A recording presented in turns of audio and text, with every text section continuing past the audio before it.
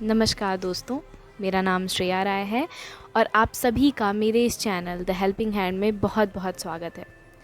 आज मैं आप सभी को सुनाऊंगी डॉक्टर सोनी पांडे मैम के द्वारा लिखी एक कहानी संग्रह जिसका नाम है मोहपाश। मोहपाश कहानी का एक चैप्टर जिसका नाम है प्रतिशोध। ये कहानी आज मैं आप सभी लोगों को सुनाने जा रही हूँ। सावन का महीना, आकाश काले बादलों से पट गया था। लगता था जल्दी से बारिश होगी। आजी दलान में से चिल्ला रही थी, अरे दिपना रे, चौवन के भीतर कर, बुन्नी पड़ ले बोला था। आभा की माँ बाहरी आंगन से जल्दी जल्दी कपड़े समेट रही थी। दोनों चाची भीतरी आंगन से सामान अंदर कर रही थी। आभा अपने छोटे भाई बहनों के साथ द्वार पर तालियां बजा बजा कर जोर जोर से चिल्ला रही थी, आन्ही पानी आवे ले, चिड़ैया ढोल बजावे ले। हाजी खेलते हुए बच्चों को बड़े ध्यान से देख रही थी। आभा बच्चों में सबसे बड़ी थी, 16वां साल, घर की लाडली। दुलार में आजी उसे देखकर अक्सर कहा करती थी, हमार बहिनी सुरजू किरनिया कजोत हुई। आभा भाई बहनों के साथ छुआ छुअल खेल रही थी।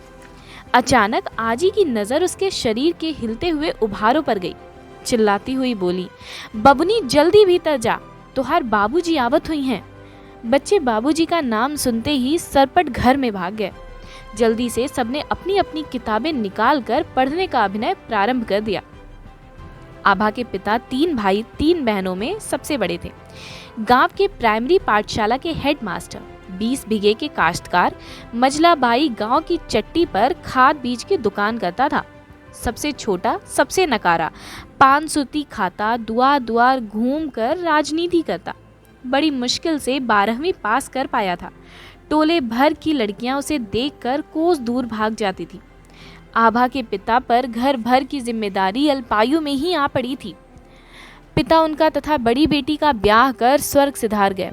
माँ पिता का वियोग सह नहीं पाई। साल भर भीतर वह भी स्वर्ग सिधार गए। घर की पूरी जिम्मेदारी आभा के पिता के कंधों पर आ गई।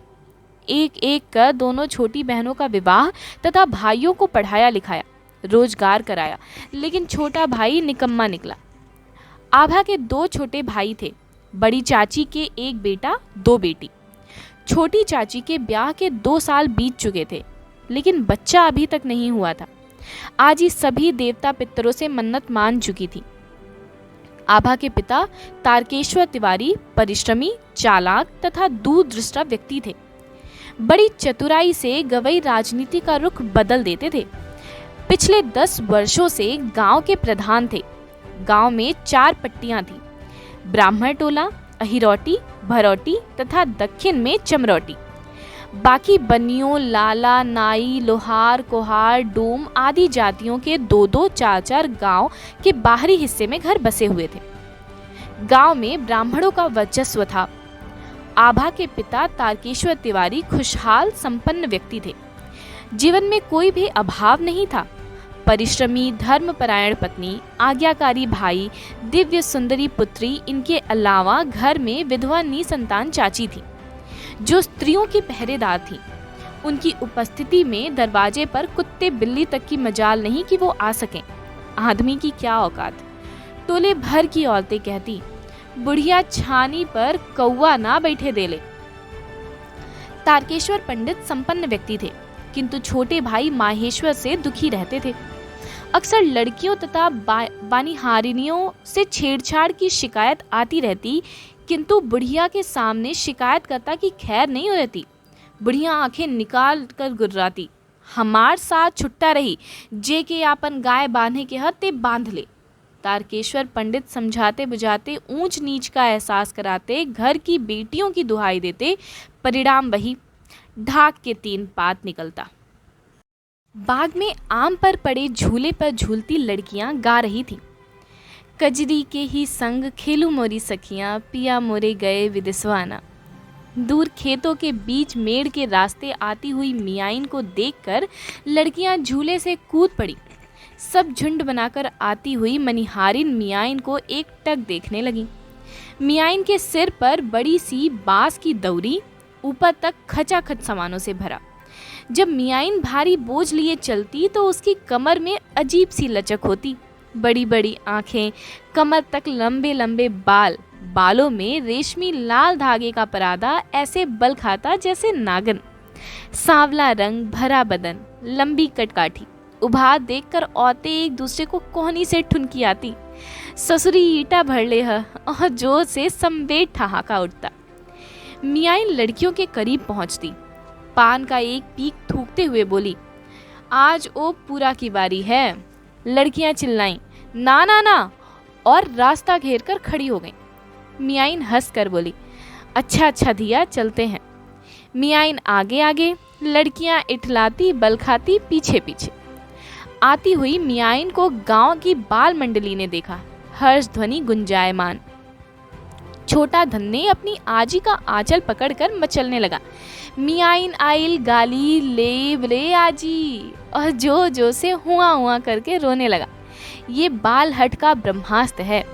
मियाइन पायल चमकाती बड़का द्वार की ओर बढ़ी। पुरानी रीत थी, मनिहारी ने इसी द्वार पर दौरा उतारती आई थी। त्योहार का समय था, किंतु बरसात के मौसम के कारण आसमान में बादलों की आवाजाही जारी थी। खुशनुमा मौसम में टीले भर की औरतें कामकाज छोड़कर बड़का द्वार की ओर चली। गांव के प्रधान तारकेश्वर पंडित के दरवाजे पर पंचों के बैठने के लिए एक बड़ा सा चबूतरा बना था, जिस पर मेला के दिनों में माहेश्वर नौटंकी भी करवाता था। चारों गांव में मंचलों का सम्मेलन भी इसी बहाने होता। मियाइन चबूतरे पर दौरी उतार कर बैठ गई। चारों तरफ लड़कियां, बच्चे, बूढ़ियों का हुजूम। दरवाजे पर कोलाहल सुनकर बुढ़िया बाहर निकली। बुढ़िया मनिहारिन को देखते ही पिनक जाती। साज श्रृंगार से उसे नफरत थी। चिढ़कर बोली, ए छिनरी के हमरे दुआर मजलिस लगावे के मिलेला। मनिहारिन बुढ़िया की नजरों में औरतों को पथभ्रष्ट करने का साधन थी। युवावस्था में वैधव्य ने उसे इस प्रकार कुंठित कर दिया कि सुहागिनों का श्रृंगार उसे कांटे की तरह चुभता। मजाल की तीनों पतोह लाली इंसानों खरीद सके। मनिहारिन ने धरती का स्पर्श करते हुए कहा, पांव लागी बड़की मैया। बुढ़िया मुंह चमकाकर बरामदे में सीढ़ियों पर बैठ गई।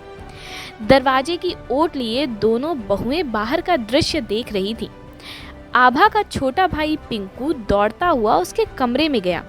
दिदिया उठ, जल्दी उठ, मियाइन आई है। आभा नभ दामिनी की फुर्ती से द्वार की ओर भागी। माँ ने संभल कर चलने का उलाहना दिया। आभा की माँ भंडारे में चावल फटक रही थी। मियाइन के आने का संदेशा सुनकर काम छोड़कर बाहर निकली। देवरानियों को उन्हीं की प्रतीक्षा थी। देखते ही खिल उठी। आभा की माँ का व्यवहार कुशल और विनम्र था, जिसके कारण सभी उनका आदर करते थे। उनके बाहर निकलते ही औरतों का मुख मुखरित हो उठा। बुढ़िया का भय समाप्त हो गया। बुढ़िया मुंह बिचका कर बोली, जा तोहरा जोहाई है। आभा मनिहारिन की दौरी के पास पलथी मारकर बैठ गई। मियाइन ने बलाएं ली। मुस्कुराकर माथा चूमते हुए बोली, आ गई ली हमरे सोजो किरनिया का जोत। बुढ़िया क्रोध से आग बबूला हो उठी। ये कहने का अधिकार केवल उसे था। आभा की माँ ने हाथ जोड़कर शांत रहने का इशारा किया। खरीदारी शुरू हुई। आभा ने लाल रंग का फीता लिया। माँ ने देवरानियों के लिए श्रृंगार का सामान, बच्चों के लिए खिलौने, बुढ़िया के लिए काजल की डिबिया खरीदी। एक एक कर सबकी खरीदारी पूरी हुई। औरतें धीरे धीरे उठकर अपने घरों को चली। धन्ने की जिद अभी अभी अधूरी थी। उसकी आजी बाँ पकड़कर घसीटते हुए लेकर चली। बच्चा दर्द से चिल्लाने लगा। मियाइन ने दौड़कर हाथ छुड़ाया और बच्चे को गाड़ी पकड़ाते हुए बोली, कहाँ भागत है ये महारानी जी, अगली बार दे दे हल जाई। इसी बीच द्वार पर आभा के पिता तारकेश्वर पंडित पहुंचे।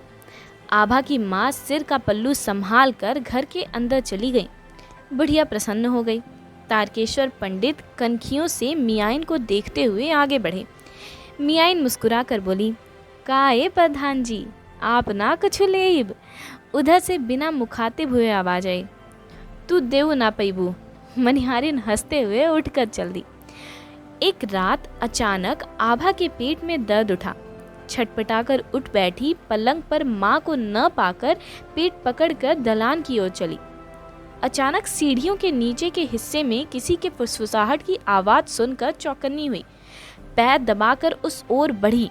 देखा सीढ़ियों के नीचे के कोतर में माहेश्वर और दीपनाबो एक दूसरे से लिपटे हुए थे। भय के मारे पैर लड़खड़ाने लगा। पेट की वेदना पूरे शरीर को ऐंठने लगी। उफ, कैसे चाची बर्दाश्त करती हैं ये सब, और कैसे गुजरेगी उनकी जिंदगी।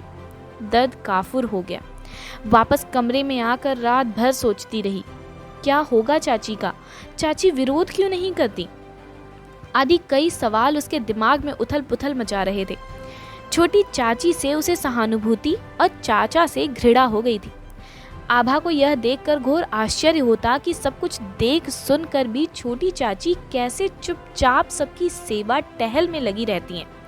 सोचती अगर मेरा पति ऐसा निकला तो मैं उसे छोड़कर अपने पैरों पर खड़ी हो जाऊंगी। उसकी बातें सुन सहेलियां कहती, तुम्हें कौन छोड़ेगा, चारों गांव में तुम्हारे सौंदर्य पर मुग्ध रहता है। सुना नहीं मियाँ क्या कह रही थी, उस पार के बाभनों के लड़के तुम्हें उठा ले जाने की सोचते हैं। आभा क्रोध से कांप उठी। बस बस, मेरे बाबूजी और चाचा लोग बबुआ लोगों के खाल उधेड़ कर भूसा भर देंगे। सारा भूत एक ही क्षण में पीपर पर डेरा लगा लेगा। लड़कियां चुप रहने में ही भला समझकर खिसक लेती।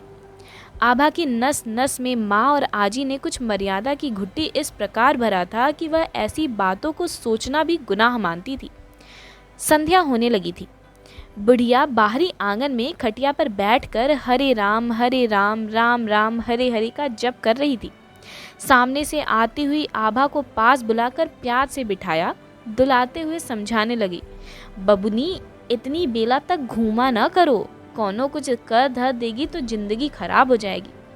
अनुभवी वृद्धा घर के कपूत के करतूत और कन्या के सौंदर्य से भयभीत रहती थी। फागुन के बासंती बयार ने वातावरण के मादक सुगंध में भर दिया था। खेत सरसों के फूल के सौंदर्य और गेहूं की हरितमा की चादर ताने धरती को आभा मंडित कर रहे थे। आम के बौ तथा महुए की सुगंध वायु में मादक गंध भर रहे थे। वृक्षों पर तोता, कौवा, मैना, गौरैया और छोटी लालमणि चिड़िया का कलरव मधुर संगीत सुना रहा था। सुवाइन को देखकर झिनुक बाबा बाग रहे थे। फागुन में बुढ़ुआ देवर लागे फागुन में। सुवाइन ने हंस कर कहा, का हो बाबा, बौरा गईल, अबहिन तब फगुआ 15 दिन बा। झिनकू बाबा, अरे सुन ला भाई, ना तब फगुनवा गरियावे लागी। हास विनोद से पूरित वातावरण में सभी अपने अपने कर्म में रत आगे बढ़ रहे थे। नाउन बड़का द्वार पर बैना ले आई थी। एक आकी, कन्हैया बाबा का बड़की बेटी आइल बा, बैना ले लें। बुढ़िया भीतर से डाली में चावल लेकर निकली। दौरी में डालकर बैना की मिठाई ली।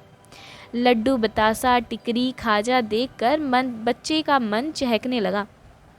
हमके आजी, हमके आजी, हमके आजी। बुढ़िया ने बुदबुदाते हुए अग्रभाग गाय की हौदी में तोड़कर डाला, तब बच्चों को बांटा। दीपनाबो को देखते ही नाउन बिदक कर बोली, कारे दीपनवाबो, आंखें का पानी हिरा देले हई, मर्द रोटी सेकेला, लइकन संभारेगा और तू दिन रात यहीं पड़ल रहली। नाउन की बात सुनकर माहेश्वर तमतमा गया। लाठी उठाकर जोर से नाउन को देरी के पास ले मारा।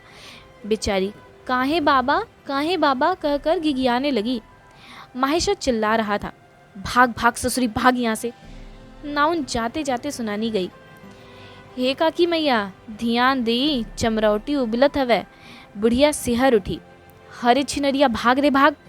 माहेश्वर से विनती करते हुए बोली, अरे नासे पर लगत हुआ पूता, तनिको डेरैता, लड़की सयान होता बिया।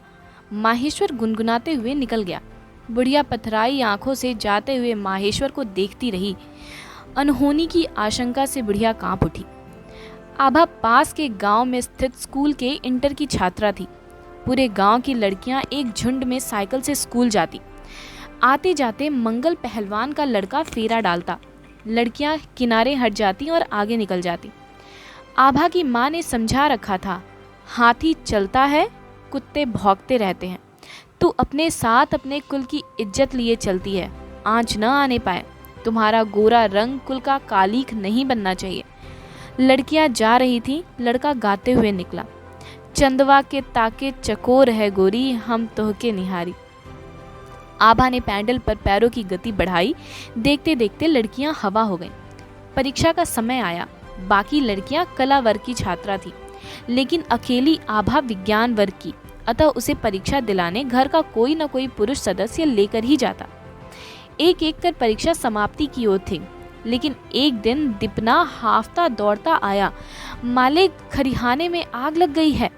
सभी एक साथ खरिहान की ओर भागे। आग बुझाने के प्रयास में आभा के पिता का हाथ झुलस गया। किसान की थाती जल जाए और किसान देखता रहे, ये संभव नहीं। 1/3 अनाज भस्म हो गया। पास के पोखरी की सहायता से आग पर काबू पा लिया गया, वरना गांव के सटे खरिहान से जान माल की भारी क्षति होती। मजले बाई रामेश्वर अपने बड़े भाई तारकेश्वर को लेकर डॉक्टर के यहाँ चले। माहेश्वर से आभा को परीक्षा दिलवा लाने को कहते गए। माहेश्वर टोले की ओर चला।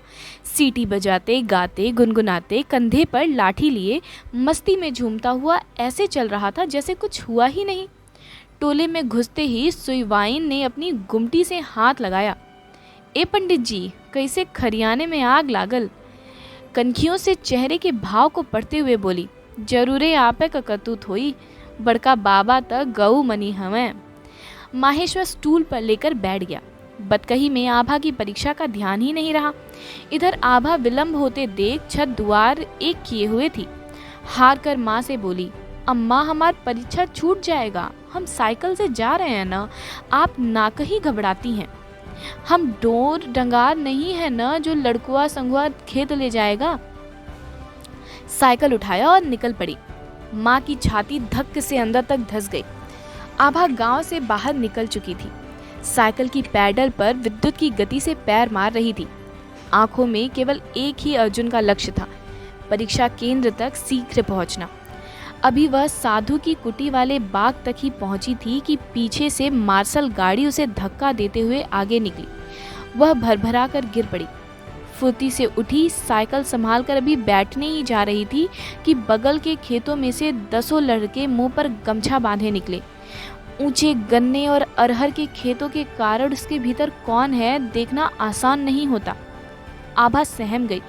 साइकिल फेंक कर भागी। लड़के दौड़कर उसे पकड़ने लगे। वह जोर जोर से पूरी ताकत लगाकर चिल्ला रही थी, अरे चाचा हो, अम्मा रे, बचाओ। एक लड़के ने उसका मुंह दबाया, दूसरे ने मुंह में गमछा ठूस दिया। खींचते हुए गन्ने के खेत में लेकर चले। रगड़ से उसके हाथ पैर छिल रहे थे। गन्ने के धारदार पत्ते लड़की के शरीर को छिले जा रहे थे। इसी बीच मनिहारिन उस ओर से गुजरी। गिरी हुई साइकिल और किसी की घसीटने के निशान को देखकर चौंकी। दौरी उतार कर चुपचाप पैर दबाकर निशान की सीध में आगे बढ़ी। बिगहे भर में फैले गन्ने के खेत के बीचों बीच का दृश्य देखकर उसका शरीर सुन्न हो गया, वहीं जड़ हो गई। लड़के आभा को गिद्ध की तरह नोच रहे थे। लड़की मछली की तरह तड़प रही थी। आसपास उसके कपड़ों के चिथड़े बिखरे पड़े थे। हिम्मत कर मनिहारिन टोले की ओर गिरते पड़ते भागी। गांव के बाहर ही माहेश्वर साहू जी की दुकान पर मिल गया। बिजली की फुर्ती से लपक कर उसका हाथ पकड़ा। माहेश्वर रोमांचित हो उठा। हिम्मत कर माहेश्वर के कान में पूरी घटना संक्षिप्त में बता धम्म से जमीन पर बैठ गई। माहेश्वर चिल्लाते हुए द्वार की ओर भागा। दरवाजे पर पूरा गांव तथा आसपास के गांव के ब्राह्मण इकट्ठे हो गए थे। कारण प्रधान की फसल जली थी, घायल हुए थे। संवेदना प्रकट करने वालों का तांता लगा हुआ था। माहेश्वर ने भाई को ललकारते हुए बोला, अरे बाप रे भैया, इज्जत गई ससुरा अभुआ के। अभी उसकी बात पूरी भी नहीं हुई थी। लपक कर रामेश्वर ने माहेश्वर का गला पकड़ लिया। काबे साले, तो उसे कहले रहे कि साथे जइहे लेके। माजरा सबको समझ में आ चुका था। पूरा गांव लाठी, हसिया, गड़ासा, भाला लिए साधु की कुटी की ओर भागा। मरिहारिन आगे आगे दौड़ रही थी। धूल उड़ती देख लड़के चौकन्ने हुए। लड़की का शरीर शांत हो चुका था। एक ने गाल थपथपाकर देखा, मर गई साली। दूसरे ने कहा, एक लाश और चाहिए थी, साले किस्मत से बच गए। एक साथी खेत के बाहर गया, हाफता हुआ अंदर आया। भाग बे भाग, पूरा बभौटी इधर ही आ गया है। पता नहीं कैसे सालों को मालूम चल गया। लड़के अपने अपने कपड़े समेट कर दूसरी तरफ से भाग निकले। मियाइन फुर्ती से घटनास्थल की ओर बढ़ी। जनता पीछे। गंतव्य पर पहुंचकर सबके होश उड़ गए। रामेश्वर ने अपनी धोती खोलकर आभा के नग्न शरीर पर डाला। मियाइन दहाड़े मार कर रोने लगी। लड़की के पास पहुंचकर सीने पर कान लगाया। सांसें रह रह कर आ जा रही थी। गिड़गिड़ाते हुए रामेश्वर से बोली, ए बाबा, अबहिन जान बा, डागडरी ले चला। रामेश्वर लात से धक्का देते हुए लड़कों को खोजने लगा। तारकेश्वर पंडित को छोड़कर सभी लड़कों की तलाश में जुटे हुए थे। तारकेश्वर सिर पकड़कर आभा के निर्जीव शरीर के पास बैठे थे। मियाइन ने गुप्तांगों के पास का कपड़ा हटाया। बोली, आहिरे बप्पा, बुचिया हग मूत कुल दहले बाड़ी। तारकेश्वर पंडित को झकझोरते हुए बोली, डागडरी ले चलिए बाबा। इतने में माहेश्वर कुछ लड़कों के साथ वापस आया। तारकेश्वर ने पूछा, कौनो भिटैले? निराश होकर रामेश्वर बोला, इनकी माँ की साले भाग निकले। अचानक माहेश्वर मियाइन का बाल पकड़कर बोला, ए साली के कैसे पता चलल? मिलल ही है। और लात घूसों के साथ टूट पड़ा। मियाइन सब पा गई। अरे बाबा, हम ऐसन काहे करब हो? माहेश्वर अन्य युवकों के साथ उसे घसीटते हुए दूसरी तरफ ले चला। ससुरी ऐसे नहीं बताएगी। सब के सब जानवरों की तरह मियाइन पर टूट पड़े। गांव के बुजुर्ग तारकेश्वर पंडित के पास पहुंचे। रक्त प्रवाह से धरती लाल हो चुकी थी। सबने समझा लड़की मर चुकी है। पिता ने एक बार उंगलियों को आहिस्ते से हिलते हुए देखा था, किंतु मौन रहे। दोपहर हो चुकी थी। सबने राय दी कि थाने में रपट करनी होगी। दरोगा आए। लड़की के पिता ने मृत घोषित किया। प्रथम दृष्टया बलात्कार का केस था। डॉक्टरों ने खानापूर्ति कर मुक्ति दी। पंचनामा बना। गवाहों के बयान लिए गए। शाम होने को आई थी। सूर्य अस्त हो रहा था। गांव के बाहर ही टिक्की आई, कफन, फूल माला आदि। दीपनाबों ने लाश को नहलाया। धीरे से रामेश्वर से बोली, देहिया गरम बा। रामेश्वर का जलता हुआ चेहरा देखकर जल्दी जल्दी कफन उठाया। आनन फानन में पोखरा के किनारे शिवालय के पास चिता जली। लड़की की लाश चिता पर रख दी गई। मियाइन को होश आया, कपड़े समेटते हुए भागी। अरे काट का करेजवा जानी कराए बाबा, बबुनी जियत हई। बुजुर्गों ने मियाइन को पकड़कर पीपल के पेड़ से बांध दिया। मियाइन चित्कारती रही। नाऊ ने तारकेश्वर पंडित का बाल बनाया। पंडित ने मंत्र पढ़े। नाजों से पली बेटी को मुखाग्नि दी। कलेजा जोर जोर से धड़क रहा था। हाथ काँप रहा था। भाइयों ने कसकर भाई को पकड़ लिया। चिता से आग की लपटें उठने लगी। अचानक लड़की का शरीर कांपने लगा। तीनों भाइयों ने आंखें बंद कर लिया। तारकेश्वर पंडित जमीन पर गिर पड़े। 2 बूंद जमीन पर गिरा बुदबुदाए, जीकर का करती बहिनी। बुजुर्गों ने 3 भाइयों को चिता से दूर हटाया। दीपना ने बांस के फट्टे से पीट पीट कर लाश को जलाया। सब गांव की ओर लौटे। शिवालय के पुजारी ने मियाइन को खोल दिया। सुबह बड़का द्वार पर खबर आई, मियाइन की लाश पोखरे में उतराई है। चमरौटी में रात भीषण आग लगी। छानी छप्पर सब भस्म हो गया।